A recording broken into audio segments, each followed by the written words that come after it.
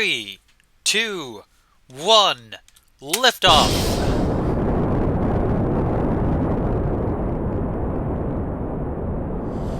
Oh, we can do a crew report here, I guess. Wait, can we transmit the data, or... Nah, never mind. Oh, we are overheating real fast here. We're gonna kind of keep an eye on our overheat by throttling down, making sure that we're throttled down fairly reasonably here. There we go. Now, our fuel boosters, or our solid rocket boosters that we have connected to this thing, aren't really going to give us that much thrust, I realize. You'll notice, actually, that they're about to go out already. But what we have here should actually be enough to get us to where we need to go. Gonna ditch all those solid boosters and continue on our way. And of course, throttle back down because we don't want to run out of, we don't want to overheat our engines prematurely, of course.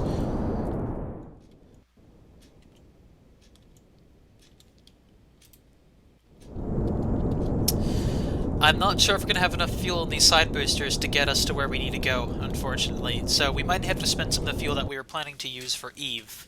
Which is a little sad, I'll admit. Hopefully we won't have to spend too much.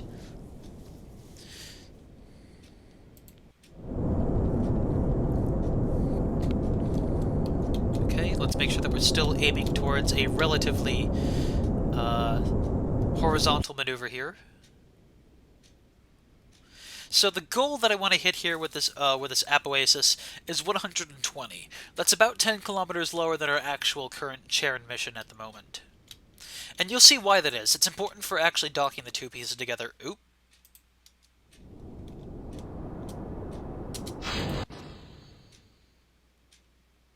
Hold on. 120 is what I'm aiming for. The closer we get to that, the better. So now we're burning fuel that I was planning to use. Oop, that was too much. I was burning a little bit of fuel that I was planning to use for our trip to Eve. Hopefully we didn't use that much, though. Oh, that's already drained. That's almost drained. So that was a bit more fuel than I was hoping to spend, I'll be quite honest.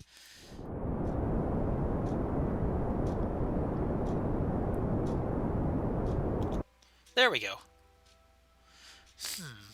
One final thing I realized that we might be able to do is to, let's see here. I'm going to try to... Ooh, wow. Despite the reaction control system I put on this thing, it has a really slow turning speed. I should have put some RCS thrusters on this, I realize. I really would have been smart if I had the foresight to do that.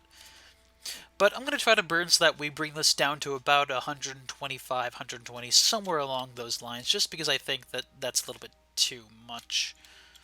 But hey, we've attained safe orbit, which is good.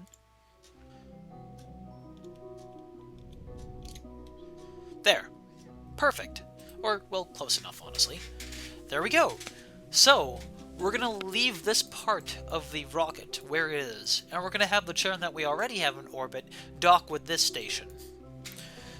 Before we leave, though, let's consider some of the things that we can do with this. So we've got Drobald and we have Guzzlin. Let's say if we took Guzzlin, for example, and had him do a, Oh, actually, before we do that, we're going to put him back on board and press the 3 button to deploy all of our ladders. And I'm just going to test while we're up here how far he can travel on those ladders. And then we should be good. So let's go for some Guzzlin. Guzzlin, Kerbal, let's see how well you can climb ladders. Okay, you can climb all the way up here even though there's nothing else attached to it. Or, let's see if you can climb back down safely. Oh, good! Okay, so if I wanted to, I could put him in the science module now. And I guess I could have put him over this docking port, but this light... This is a design flaw that I didn't realize until it's too late, but this light here is actually obstructing my ability to go down further. We don't really need to go down further, but it's something to keep in mind. Let's put him inside the science module right here. Now, I wonder, am I still in control of this craft? Oh yes, look at this, I'm still capable of turning this thing. So even though we only have just one Kerbal inside of the lander can, we still have the ability to control from just him on his own, which is pretty neat. So first of all, I'm going to redeploy the ladders, or rather I'm going to retract the ladders. We are going to keep, let's see, we're going to keep Guzzlin where he is. And let's take a look at Kerbal for a second. Let's see how he's doing up here. Ooh, he's got a really nice window view from his lander can, actually. I think, actually, Grizz, the other astronaut that we put up here, if we had done IVE on him too, he had a different seat, and he would have seen something a little bit different than what Kerbal seeing. So, pretty cool stuff. Anyway, I now feel comfortable leaving this exactly where it is. We are going to... Oh, it's still turning a little bit. What's with that? Why is it doing that? I'm a little concerned that it is turning in the first place. Well, if that becomes a problem later on, we'll address it as it does. Now then, let's go to our map. We want to get toward Charon and switch back to it. We're rejoining our old friend, Noonie Kerbal, because he now has to visit the lower stage that we've just launched on this device. Now then, I'm going to stay here with the Charon, and I'm going to select the lower stage as a target. And as we do, you'll notice that there are these ascending and descending nodes, just like when we were trying to get to Eve earlier. The idea is that since my orbit is slightly above, gradually the mission right here, the nodes right here will start to move the further we go. See this ascending node right here? That corresponds with this position at intersect. The ascending node thinks it will get to him at about 900, and you see the number just jumped up to over 1,000 kilometers. That's because we're losing the race to the lower stage. The lower stage, it's going to take a while, but it's eventually going to catch up to us from behind. It's going to lap us. And when it does, we'll be able to make fine-tuned maneuvers and eventually dock with it. Now we're going to attempt to connect the two Charon pieces to unite them into a single craft.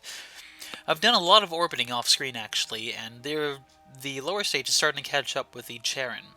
The ascent and descent nodes right here, you'll notice, underneath it says intersect 1, 214 kilometers. Well, if I speed up time a tad bit and keep my eye on this node right here, as our Charon passes by it, that dips down to 119. And eventually, we're going to get it so low that the two will connect or will reach one another. Of course, by the time it gets as low as like 10 or so, we're going to have to start... Ooh, that already went down to 67. I think this one will go down even lower. Let's take a look at it. Oh, 24. Yeah, that'll do it. Let's see how far this one goes. I think once it passes on the other side, it'll be too far. Oh, there we go. Okay, you see that?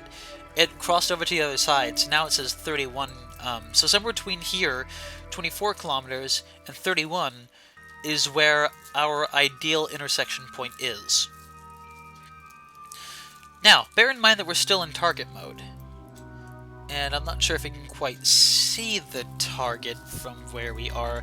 Now, the target is noted actually by on the nav ball at the bottom of the screen. There are pink circles. One looks like a circle with a crosshair, that pink one. And if we go to the other side of here, it should look more like a Y-shaped circle right there. This is a retrograde burn that burns directly towards the target, and the prograde one towards the target is this pink one with the non-Y shape. When we're in target mode down here, and it says we are in target mode because, you know, orbit, surface, and target, our prograde and our retrograde markers here mean different things. Prograde means how fast we're going relative to the target, and retrograde means how slowly we're going parallel to the target, or relative to the target, rather. So, The idea is that we burn on these prograde, retrograde, and target nodes, and if we do them just the right way, we should be able to connect the pieces together. See how we're at 21 kilometers right there? Well, let's say we try to burn retrograde, or actually, you know what? We'll use our RCS thrusters here. Let's say we try to burn towards the ascending node. Our number's going down. I'm going to turn off RCS, that was just a test. If we continue to burn retrograde towards the target, it should allow us to get closer. Let's give it a try. See how our separation's getting smaller? Well, eventually it looked like it was going to stop at 15, so I decided to stop it there. Now, the way we can improve that is if we then burn prograde towards the target. Right about here on this pink crosshair. So if I aim it right there, make sure that we're nice and steady, quick save before anything else happens, and burn again, we should get closer to the target. I see how that was climbing up again? That means that we're about twice as close as we were before. And our separation over on this side is only 3.5 kilometers, which is very close. So let's go ahead and take a look at our orbiter. I think by this point, actually, we should be able to see the Charon. Although I might be jumping the... Oh, hold on. There it is. That's our lower stage, so we're getting there. We're about 36 kilometers away, but we're getting close to approaching it.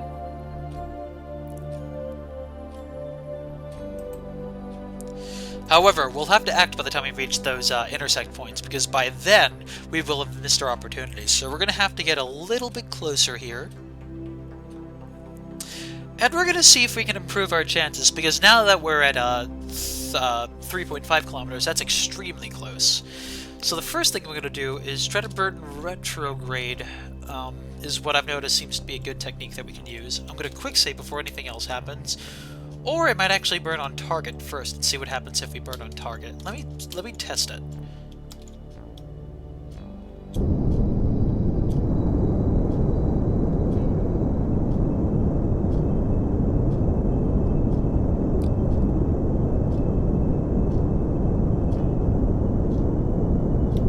Okay, so we're separated by a single kilometer if we go in that direction.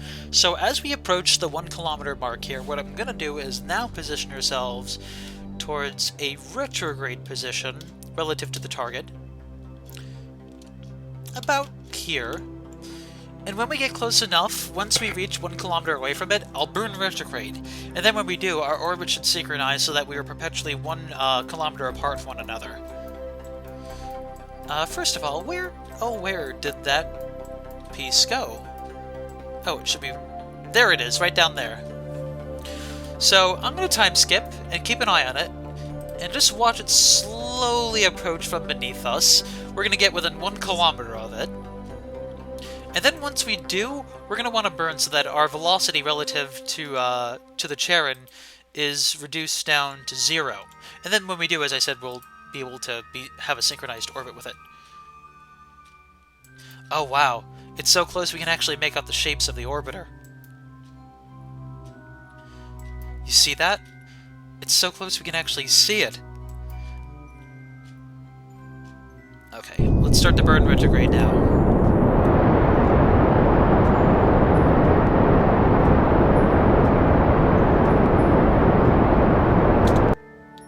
There we go. So now we're only moving at 3 meters per second relative to the Charon, which means that our orbits should now be just about synchronized, as you can see. But, now that we're close enough, we can actually improve our chances here, and in fact I think we can do this with just our RCS fuel.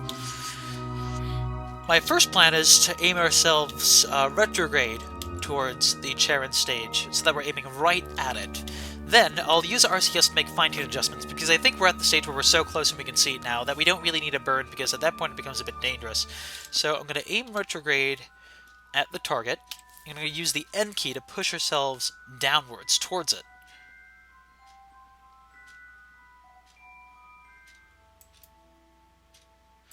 Oh yeah, there it is. I can make out the main tanks from the side tanks now, actually, and I can see the lights on it, too. We're only 300 meters away from it. Okay, yeah, we're really close now. I'm going to have to start to burn to lower some of our speed relative to it, because I think after a little while we get too close and we might either miss the target or worse, run into it, and then we endanger the entire mission altogether, which is bad. Okay, so I think I'm close enough where I'm going to lower down our velocity to nothing. There we go. Now, we are so close, in fact, that we can actually choose the Clampotron docking port on that particular mode as the new target. So, by making that slight adjustment, we actually can do very subtle pushes that'll put us right above the docking port itself. Right about here. So now, I'm going to be using mostly RCS. And one thing we can do to actually help ourselves get this maneuver done is if we... Well, first of all, I'm going to quick save. If we press the C button for camera... Oop.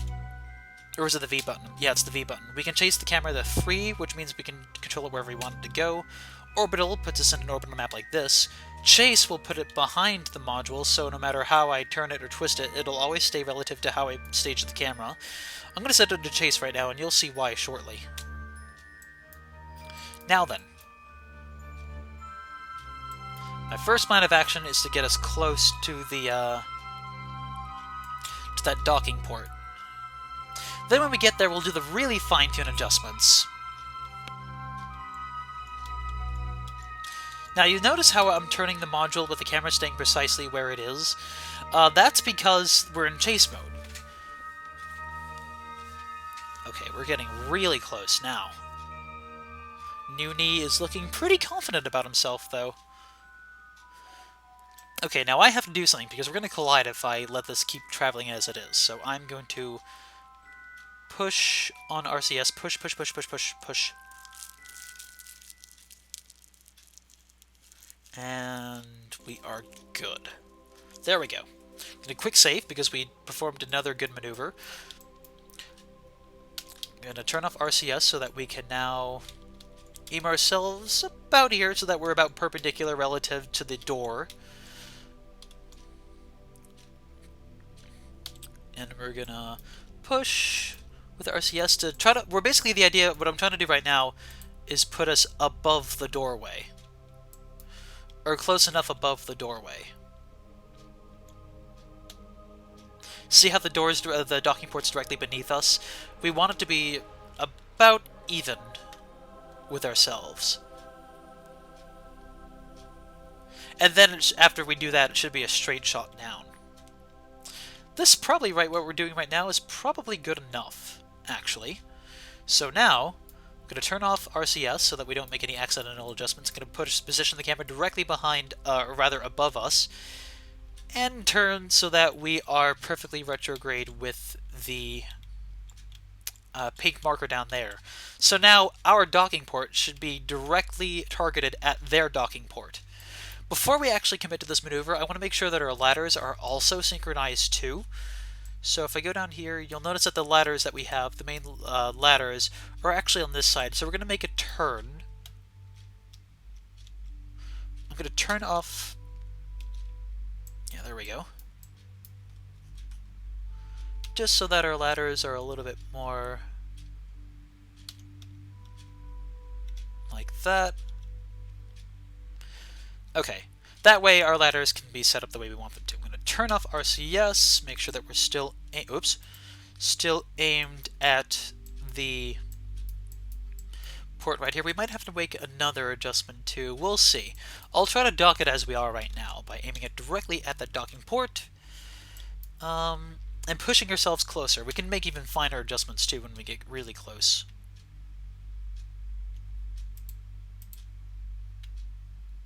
There we go. Now, at this stage, we want to go nice and slow. We don't want to push ourselves too far, because we are incredibly close to our Charon right now.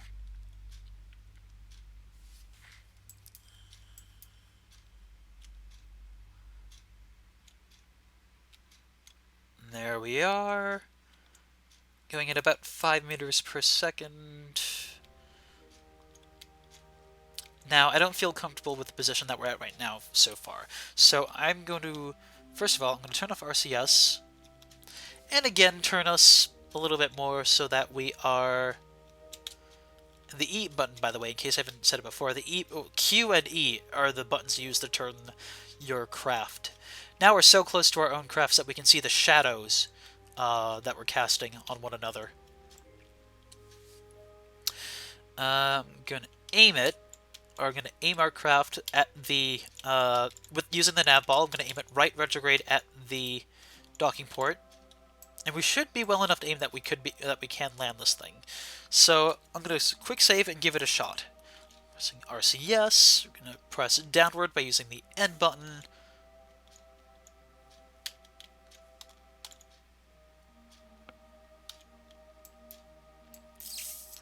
Huh.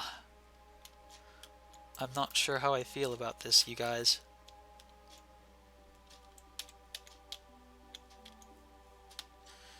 Yeah, hold on. We're almost there, but not quite. Oh dear. We're going to collide into it. Hold on, I'm going to return to our earlier save. I'm going to quick save right now. We're close enough that I can make fine adjustments where we are. Now then, I don't want to be going too fast at this thing. So let's go nice and slow. Hold on, it's going to try to dock us now. Oh, hold on, I see a problem with this.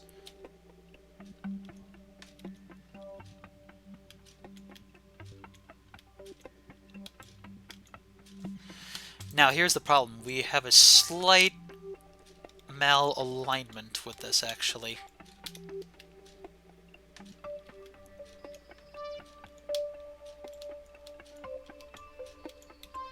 Oh, hold on. As you get really close, you can actually, there's a little bit of a magnetic attraction between these two, so if you get close enough and aim them just about right, it should do the rest of the work for us when we get close enough to the docking port.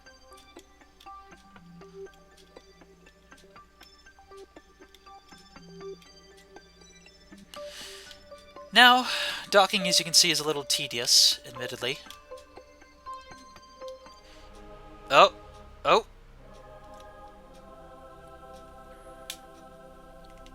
Come on, baby.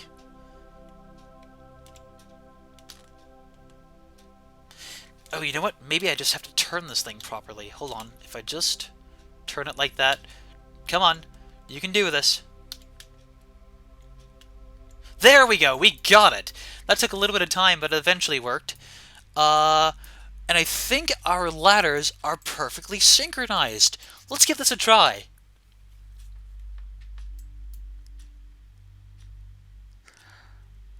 Oh, well, okay, they're not perfect. See how the two ladders are sort of overlapping there? But I'll take it. It doesn't have to be perfect for our purposes. It just has to be good enough. So, ladies and gentlemen, we did it. We docked. Let's feast our eyes on the whole thing. So this right here that you're seeing here, this is the main body of the Charon mission.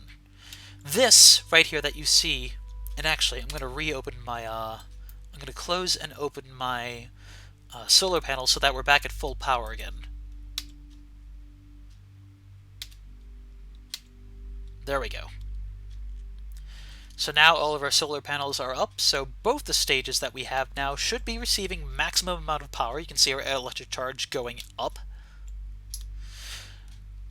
What I'm doing right now, you don't have to do. I'm just trying to show you what the whole thing looks like standing up. Because this right here, this is what's going to be traveling to all the planets. This is our big mission here. This is the Charon. We currently have 3 Kerbals associated with this thing. But while we're here and while we're up in orbit right now, while we're in a safe position, let me show you what we can do with this baby.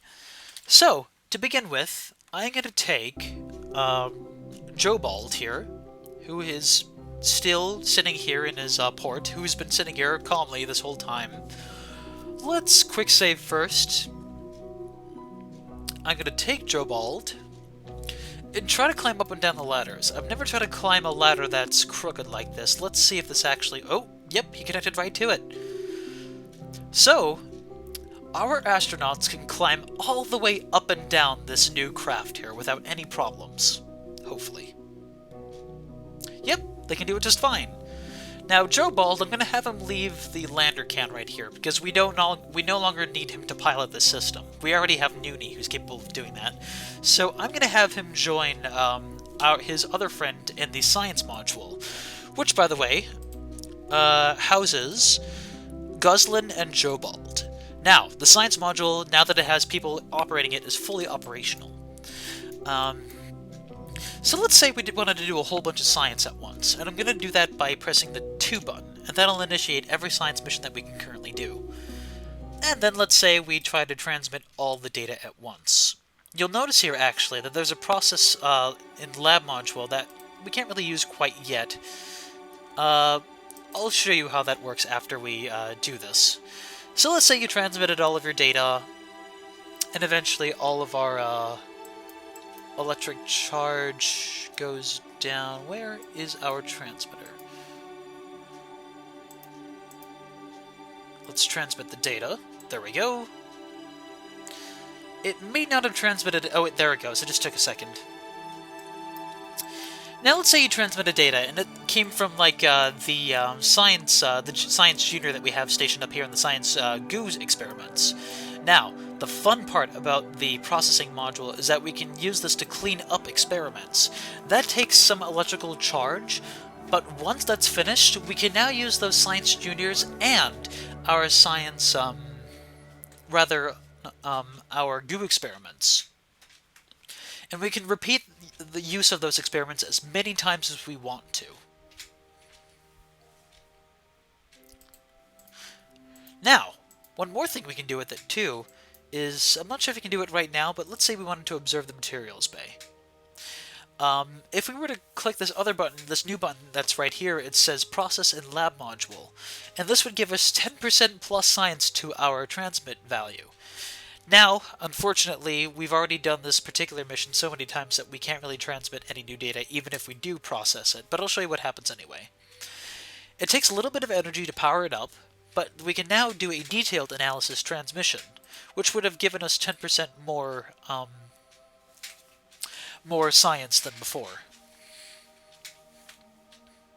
Unfortunately, we can't really demonstrate that now. It'll be a little bit easier to show once we get there. So I'm just going to clean up the Science Junior again. And there we have it. Here is our Charon in a nutshell. The nice thing about docking ports, too, is that if we have 2 missions docked together, we can transfer fuel between one another. For example, let's say we wanted to transfer fuel from this mission down here down to the lower modules. Let's say here. If you right-click a fuel tank, and then hold the Alt button and right-click another fuel tank, you'll notice that 2 windows come up. And the lower one is the one that has no fuel in it because it went into this big thruster. If we click in, all the fuel that's remaining in this upper stage will be transferred down here.